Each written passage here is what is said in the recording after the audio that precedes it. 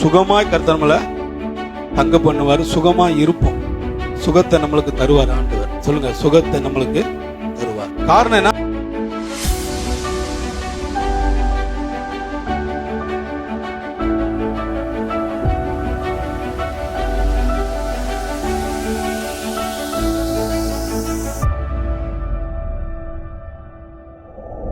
சில நேரங்களில் நம்ம ஜெபிக்கிறோம், சில நேரங்களில் ஜெபத்துக்கு பதில் துரிதமா வருது, சில நேரங்களில் தாமதமா வருது.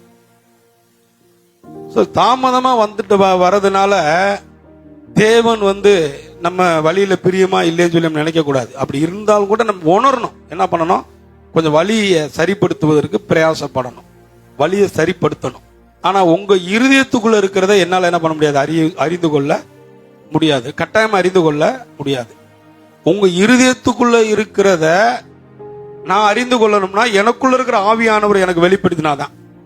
இல்லைன்னா நான் என்ன பண்ண முடியாது? அறிந்து கொள்ள முடியாது.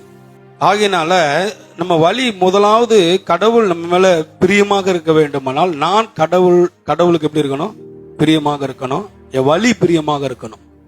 சரி, கர்த்தர் சொல்லுகிறத அவர் வழியில நடக்கிற பொழுது, கர்த்தர் சொல்லுகிறத கேட்டு நம்ம வாழுகிற பொழுது நம்ம பத்திரமா வாழ்வோம். நம்ம எப்படி இருப்போம்? பத்திரமா வாழ்வோம். சுகமாய் கர்த்தர் நம்மளை தங்க பண்ணுவார், சுகமாய் இருப்போம். சுகத்தை நம்மளுக்கு தருவார் ஆண்டவர். சொல்லுங்க, சுகத்தை நம்மளுக்கு தருவார்.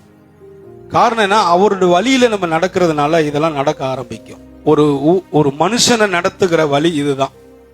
ஒரு ஆபத்து வர்றப்ப கர்த்தர் அந்த மனுஷனோடு கூட இருந்து என்ன பண்ணுவாருங்க?